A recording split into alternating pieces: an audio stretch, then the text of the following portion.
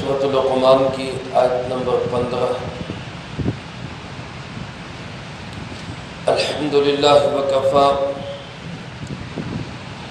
وسلام علی عبادہ الذین اصطفی، خصوصا علی سید الرسل وخاتم الانبیاء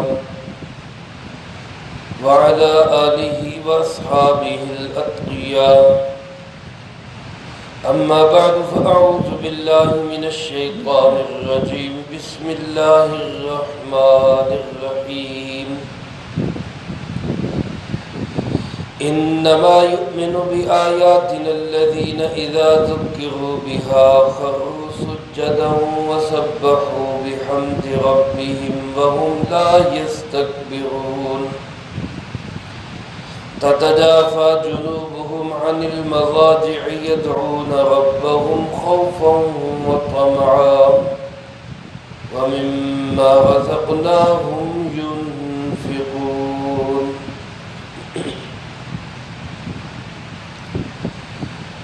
انما یؤمن بآیاتنا،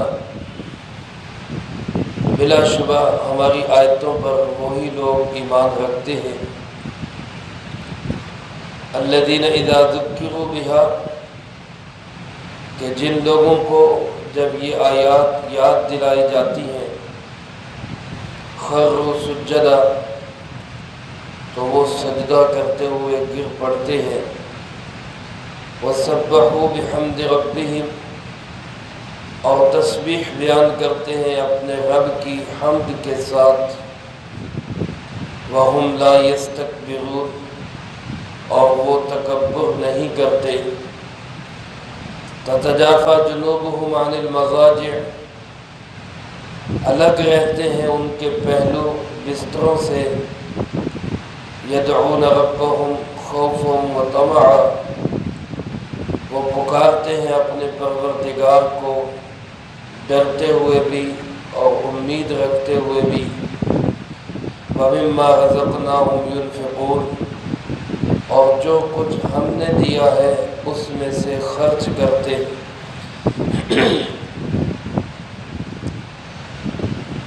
یہ آیت سجدہ تلاوت کی گئی ہے اور حکم یہ ہے کہ آیت سجدہ جب پڑھی جائے یا سنی جائے تو پڑھنے والے اور سننے والوں پر سجدہ تلاوت کرنا واجب ہوتا ہے،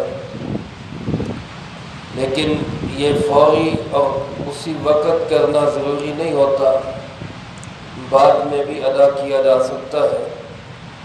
اس لیے درس قرآن کے بعد مکروہ وقت جب نہ ہو اس وقت میں سجدہ تلاوت ضرور ادا فرما لیں۔ اور یہ بھی حکم ہے کہ ایک مجلس میں ایک ہی جگہ پہ بیٹھے بیٹھے اگر آپ کئی دفعہ بھی سنیں یا پڑھیں تو ایک ہی سجدہ واجب ہوگا۔ اس لیے یہاں چونکہ ہم ایک ہی مجلس میں ہیں، یہاں ایک سے زائد دفعہ بھی اگر پڑھی جائے گی اور سنی جائے گی تو ایک ہی سجدہ کرنا واجب ہوگا۔ اسی طرح یہ بھی حکم ہے کہ آیت سجدہ کو براہ راست سنا جائے یا ریکارڈنگ میں سنا جائے، سجدہ تلاوت بہرحال کرنا چاہیے۔ اس آیت مبارکہ کا مفہوم اللہ رب العالمین نے جو ارشاد فرمایا وہ کچھ یوں بنتا ہے کہ اس سے پہلی آیات مبارکہ میں ان لوگوں کا تذکرہ تھا جو منکرین توحید اور منکرین آخرت ہیں، جو پیارے آقا جناب محمد کریم خاتم النبیین صلی اللہ علیہ وسلم سے اختلاف رکھتے تھے، توحید کو نہیں مانتے تھے، آخرت کو نہیں مانتے تھے۔ ان کا تذکرہ ہوا، ان کا آخرت میں کیا انجام ہوگا، وہاں ان کو کیا سزا ملے گی، اس بات کو اللہ پاک نے ارشاد فرمایا تھا۔ ان آیات مبارکہ میں ان لوگوں کا تذکرہ ہے جو توحید کو بھی مانتے ہیں اور آخرت کو بھی مانتے ہیں، ایمان والے ہیں۔ ان کی صفات کیا ہیں، اور پھر اگلی آیات میں اللہ پاک نے ان کا بہترین اور خوبصورت انجام ارشاد فرمایا۔ چنانچہ ایمان والوں کی صفات اللہ پاک بیان فرماتے ہوئے ارشاد فرماتے ہیں، ایمان والے وہ لوگ ہیں اذا ذکروا بہا، کہ جب ان کو قرآن کی آیتیں یاد دلائی جاتی ہیں۔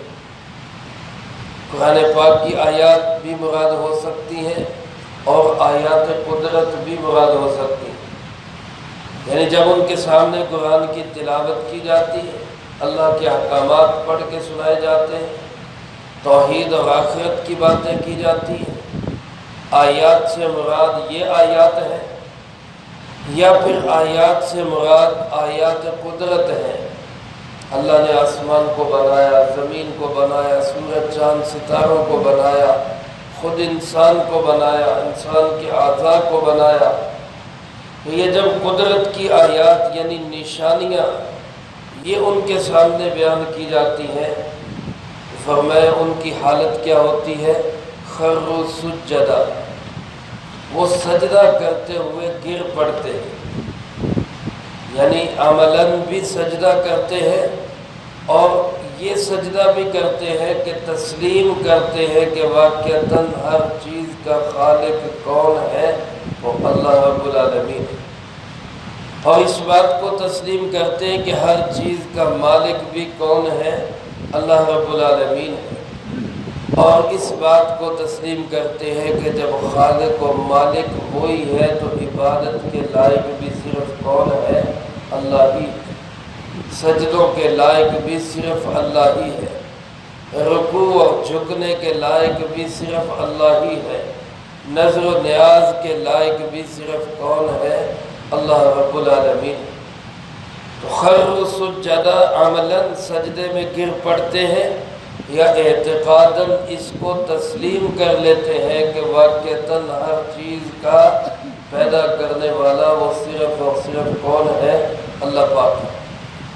اور دوسری بات یہ کہ وَسَبَّحُوا بِحَمْدِ رَبِّهِمْ، اپنے رب کی تسبیح بیان کرتے ہیں اس کی حمد کے ساتھ۔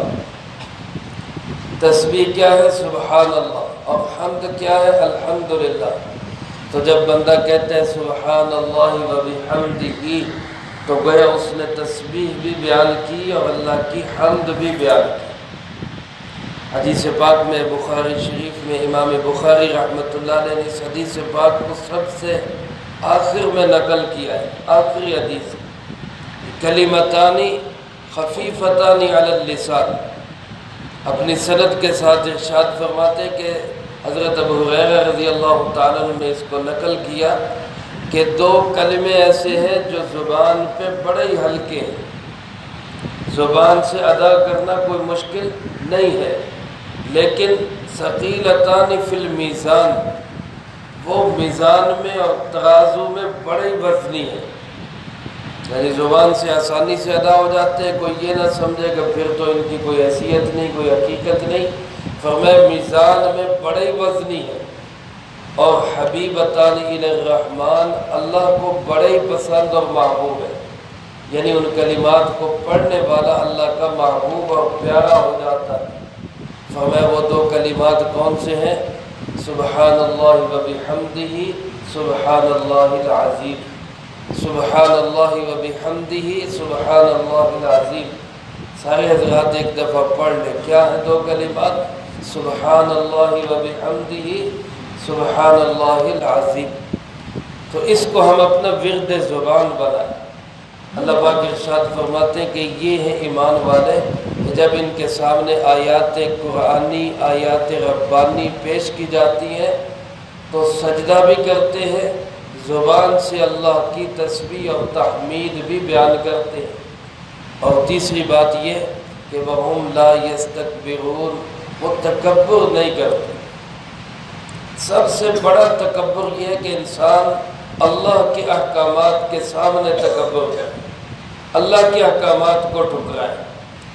اور میرے محترم دوستو، تکبر سب سے خوفناک، بھیانک اور خطرناک گناہ، بلکہ یوں کہہ لیں کہ سب سے پہلا جو قصور اور جرم اور گناہ ہوا وہ تکبر کا ہوا، جب اللہ پاک نے شیطان سے بھی کہا اور فرشتوں سے بھی کہا کہ آدم کو سجدہ کرو، تو سب سے پہلے اس نے تکبر کیا، شیطان نے، میں سجدہ کروں، انا خیر من، میں اس سے افضل ہوں، میں اس سے بہتر ہوں، میں اس کو کیوں سجدہ کروں؟ یہ میں یہ ہوں، میں وہ ہوں، یہ تکبر ہے۔ اور یہ تکبر اللہ رب العالمین کو بالکل پسند نہیں۔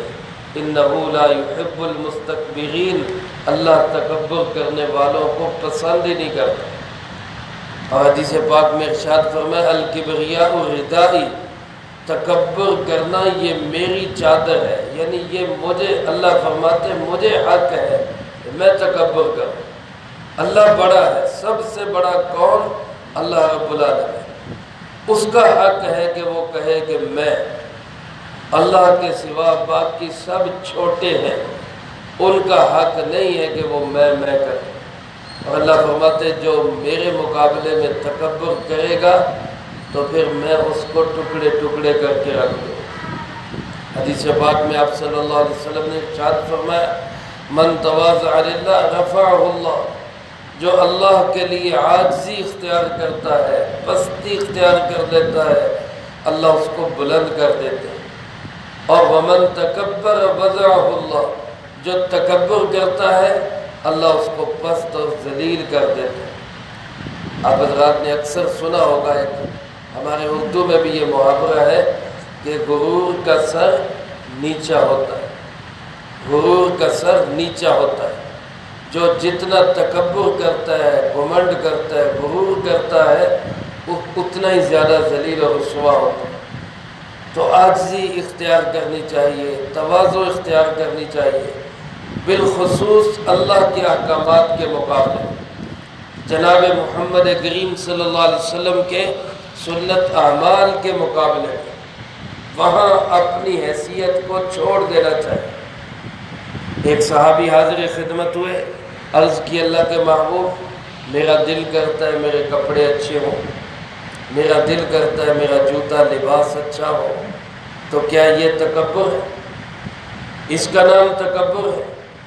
آپ صلی اللہ علیہ وسلم نے ان کو سمجھاتے ہوئے، بلکہ مجھے آپ کو سمجھاتے ہوئے، ساری امت کو سمجھاتے ہوئے ارشاد فرمایا کہ نہیں میرے صحابی، یہ تکبر نہیں، یہ تو جمال ہے، یہ تو خوبصورتی ہے۔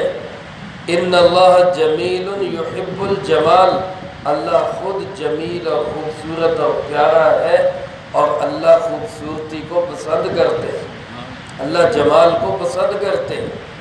ٹوپی اچھی ہو، کپڑے اچھے ہوں، جوتا اچھا ہو، جتنے اللہ نے وسائل دیے ان میں اچھی سے اچھی چیز پہننی، استعمال کرنی، یہ اللہ کو پسند ہے۔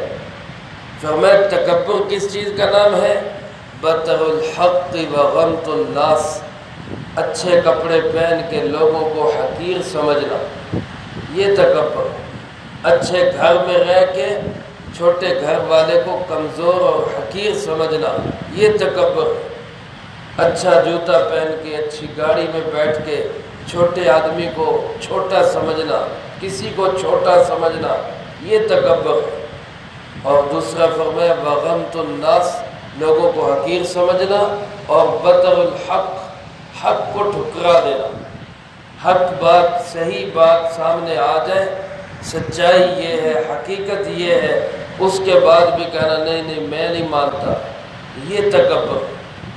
رسول اللہ صلی اللہ علیہ وسلم نے ہمیں سب بتا دیا، وضاحت فرما دی، تو میں اور آپ اپنے دل سے اس تکبر کو نکالیں۔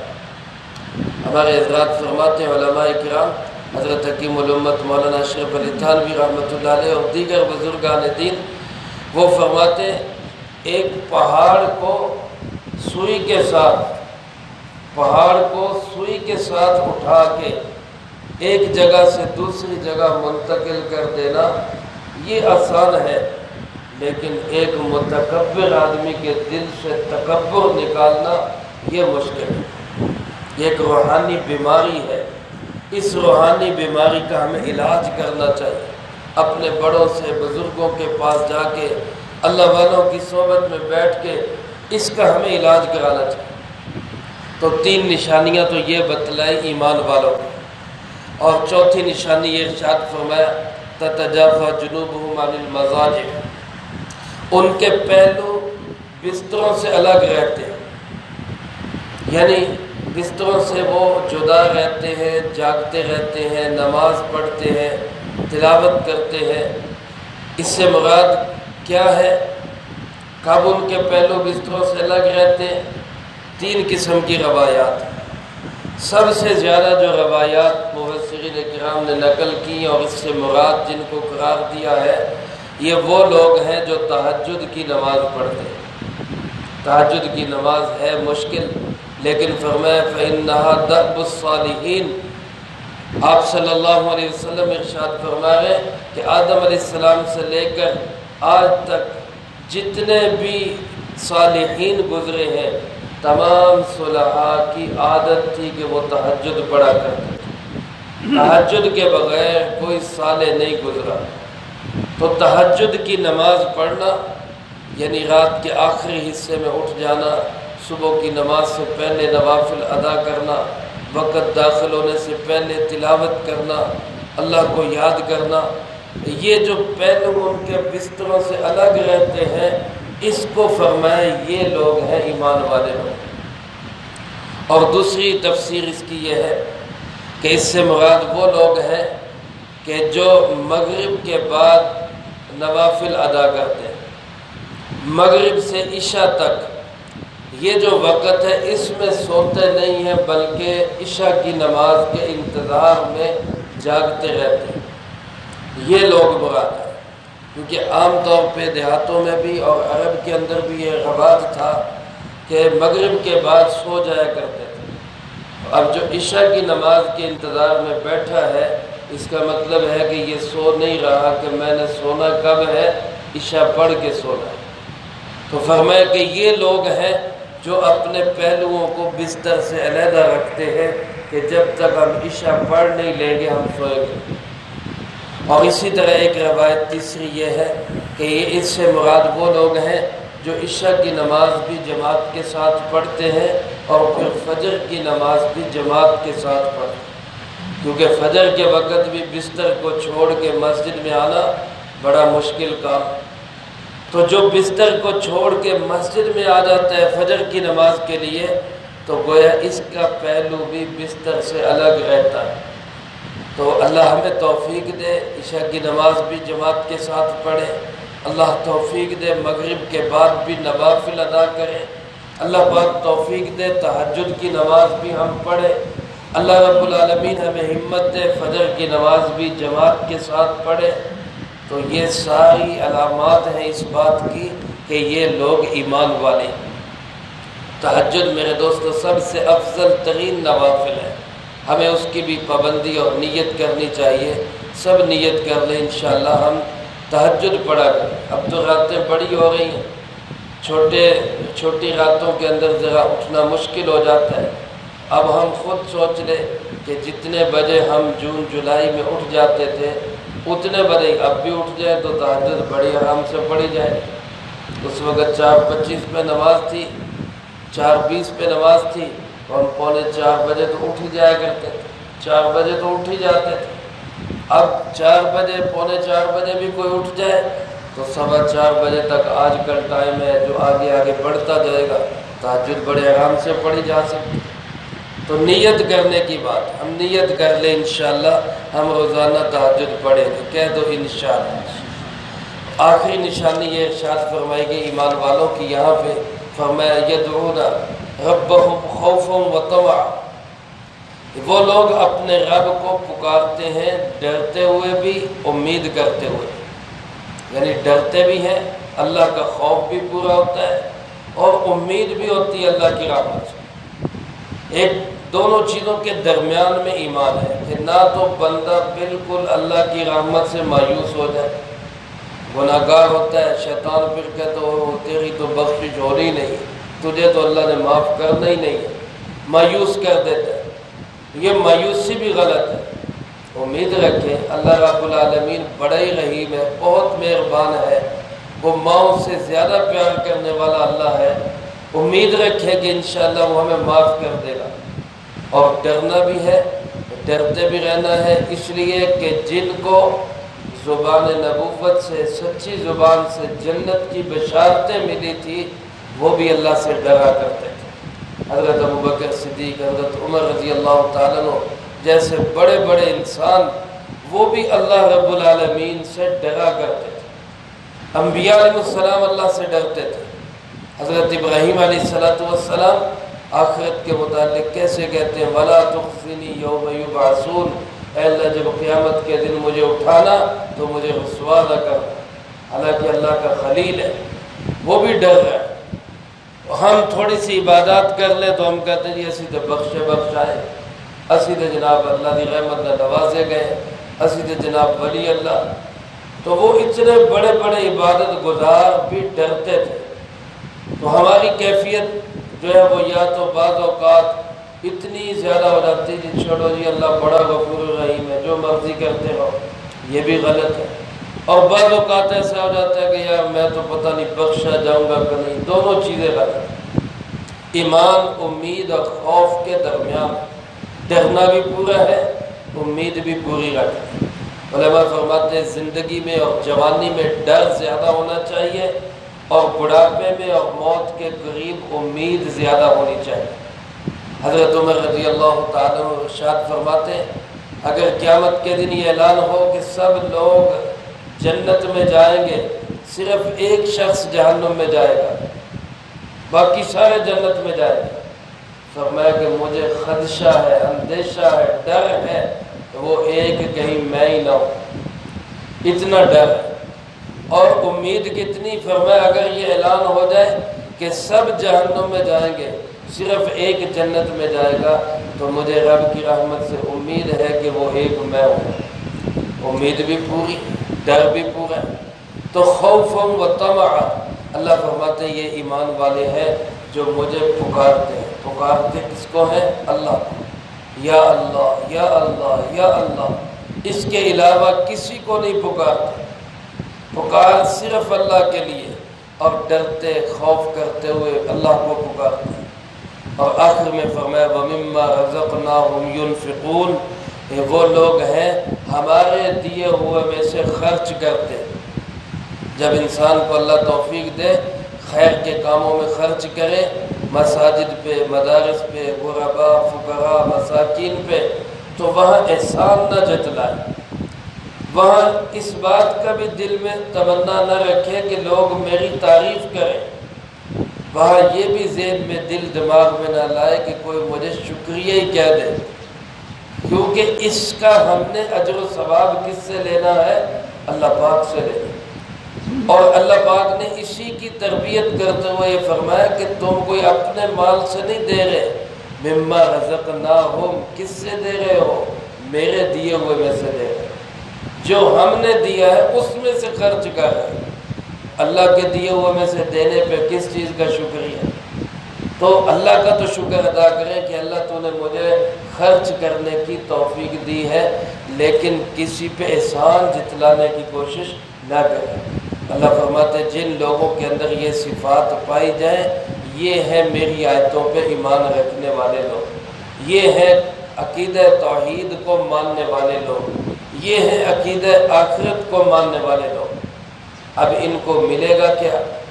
جن کے اندر یہ اچھی صفات ہوں گی ان کو انعام کیا ملے گا؟ اس انعام کا تذکرہ اللہ پاک نے اگلی آیات میں کیا ہے، وہ انشاءاللہ اگلے درس میں آئے گا۔ اللہ پاک سے دعا ہے اللہ مجھے آپ کو سب کو یہ ساری صفات نصیب فرمائے، اور جو قرآن و سنت میں احکامات بیان کیے گئے ان کو زندگی میں لا کے دوسروں تک پہنچانے کی توفیق عطا فرمائے۔ اللہم انت السلام و منک السلام، تبارکت ربنا و تعالیت یا ذا الجلال والاکرام۔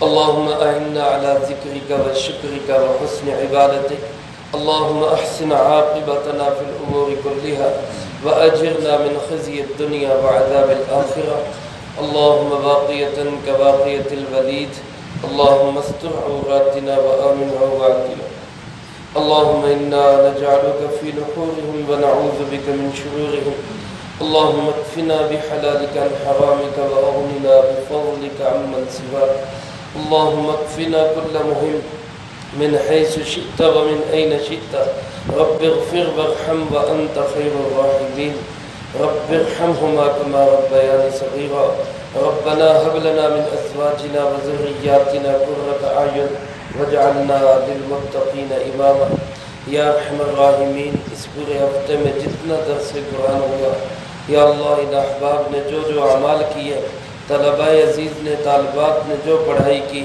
اے اللہ سب کو اپنی بارگاہ میں قبول فرما اے اللہ پاک ان مقبول اعمال کا جو ثواب ہمارے پیارے آقا جناب محمد کریم خاتم النبیین صلی اللہ علیہ وسلم کی روح مبارک کو پہنچا آپ علیہ السلام کو ہم سب کی طرف سے بہترین جزائے خیر نصیب فرما آپ کے توسل سے تمام انبیاء تمام صحابہ تمام اہل بیت ازواج مطہرات بنات اطہار شہدائے بدر شہدائے احد اور بالخصوص شہدائے کربلا حضرت سیدنا حسین رضی اللہ تعالیٰ عنہ کو اس کا اجر و ثواب نصیب فرما اے ارحم الراحمین آپ صلی اللہ علیہ وسلم کی امت کے وہ تمام لوگ جو اس دنیا سے جا چکے جو موجود ہیں جو قیامت تک آئیں گے اے اللہ سب کو اس کا اجر و ثواب نصیب فرما خاص طور پہ گزشتہ ہفتے جن حضرات کا خواتین کا انتقال ہوا میری خالہ جان اور دیگر اے اللہ ان سب کو اس کا اجر و ثواب نصیب فرما تمام مرحومین کی قبور کو جنت کا باغ بنا سب کے درجات کو بلند فرما سیئات کو حسنات سے تبدیل فرما کروٹ کروٹ چین سکون اطمینان نصیب فرما اے اللہ پاک ہم میں سے ہر ایک کو اپنے اپنے وقت پہ اچھی موت نصیب فرما بری موت اور اس کے اسباب سے بھی اللہ ہماری حفاظت فرما عزت کی زندگی شہادت کی موت نصیب فرما اسلام والی زندگی ایمان والی موت نصیب فرما اے اللہ پاک ہم سب کو قرآن پاک کی صحیح سمجھ نصیب فرما قرآن پاک کو ہمارے دل کی بہار بنا زندگی میں قرآن پاک کے ساتھ تعلق نصیب فرما موت کے وقت قرآن پاک کی تلاوت زبان پہ جاری فرما قبر میں قرآن پاک کو ہمارا مونس اور غمخوار بنا حشر کے میدان میں قرآن پاک کو ہمارا وکیل اور طرفدار بنا جنت تک پہنچنے کے لیے قرآن پاک کو ہمارا دلیل اور رہبر بنا اے ارحم الراحمین قرآن پاک کو ہمارے دل کی بہار بنا یا اللہ پاک اس پاک کلام کی برکت سے ہمارے گناہوں کو معاف فرما زندگی بھر کے جرموں قصوروں کو معاف فرما اپنے محبوب کی پوری امت کے تمام گناہوں کو معاف فرما امت مسلمہ کے حال پہ رحم فرما تمام عالم اسلام میں مسلمانوں کی حفاظت فرما بالخصوص وطن عزیز پاکستان کے مسلمانوں کی حفاظت فرما کراچی میں ہمارے جو بھائی سیلاب کی وجہ سے پریشان ہے اللہ ان کی مدد و نصرت فرما اے اللہ دیگر جتنے بھی احباب جس بھی پریشانی میں مبتلا ہے اے اللہ سب کے ساتھ عافیت و سہولت کا معاملہ فرما اے اللہ پاک اپنی رحمت کا نزول فرما وطن عزیز ملک پاکستان کو ہر فتنے سے محفوظ فرما بالخصوص فتنہ قادیانیت سے محفوظ فرما فتنہ رافضیت سے محفوظ فرما یا اللہ پاک اپنے فضل و کرم سے ہماری دعاؤں کو قبول فرما ربنا تقبل منا انك انت السميع العليم وتب علينا انك انت التواب الرحيم وصلى الله على النبي الكريم وعلى آله واصحابه اجمعين برحمتك يا ارحم